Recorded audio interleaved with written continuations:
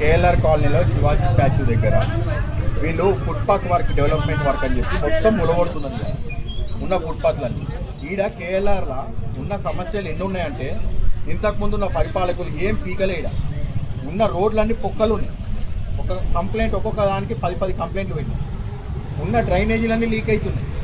మొత్తం డ్రైనేజీలు కూడా కంప్లైంట్ పెట్టినాయి. పొద్దున్న నుంచి రాత్రి దాకా బయటికి వస్తే దోమలు కరిసి చంపుతాయి. దాన్ని ఇద్దరు ఫాగింగ్ లేదు.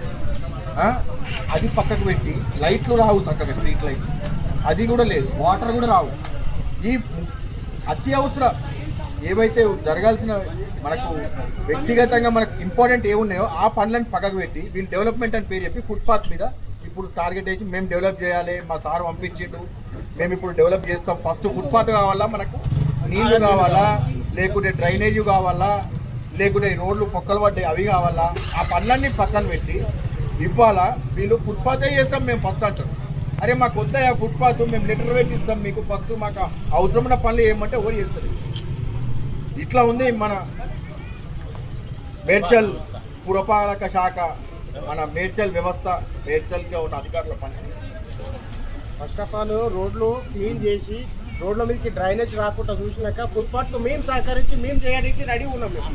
ఫస్ట్ మంచినీళ్ళు రావట్లేదు, దోమలతోటి బాధపడుతున్నాము, స్ట్రీట్ లైట్లు లేవు, అవి లేవు. అవి పనులు అయినాక ఈ దానికి మేమే సహకరించి చేస్తామని నేను చెప్పాను. డెవలప్మెంట్ ఆపుతలేదు, మాకు కావాల్సిన పనులు వేరే ఉన్నాయి, అవి చేయండి, అవి చేసాక ఇవి చేయండి.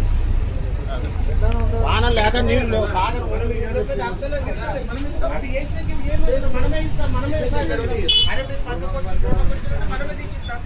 ఇప్పుడు ఇది ఫుట్పాత్ కింద ఉంటుంది. ఊరే అసలు ముందు లేకుండా తాగని నీళ్ళు లేకుండా ముందు